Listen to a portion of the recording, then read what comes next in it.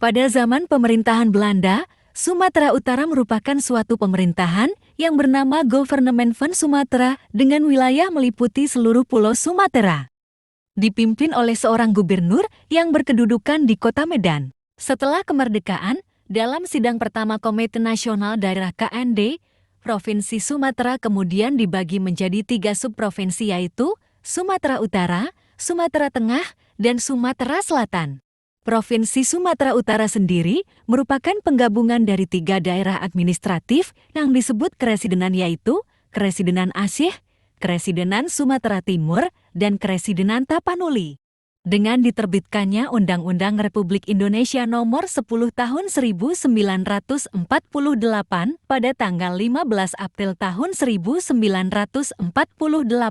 Ditetapkan bahwa Sumatera dibagi menjadi 3 provinsi yang masing-masing berhak mengatur dan mengurus rumah tangganya sendiri yaitu Provinsi Sumatera Utara, Provinsi Sumatera Tengah, dan Provinsi Sumatera Selatan. Tanggal 15 April tahun 1948 selanjutnya ditetapkan sebagai hari jadi Provinsi Sumatera Utara. Pada awal tahun 1949, dilakukan kembali reorganisasi pemerintahan di Sumatera dengan keputusan Pemerintah Darurat RI Nomor 22 PMPDRE pada tanggal 17 Mei tahun 1949.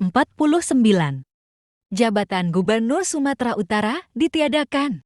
Selanjutnya dengan ketetapan Pemerintah Darurat RI pada tanggal 17 Desember tahun 1949 dibentuk Provinsi Aceh dan Provinsi Tapanuli Sumatera Timur.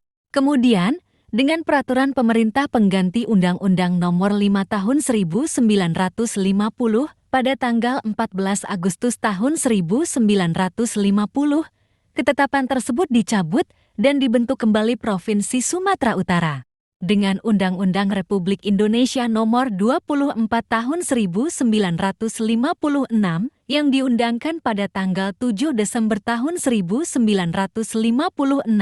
dibentuk Daerah Otonom Provinsi Aceh.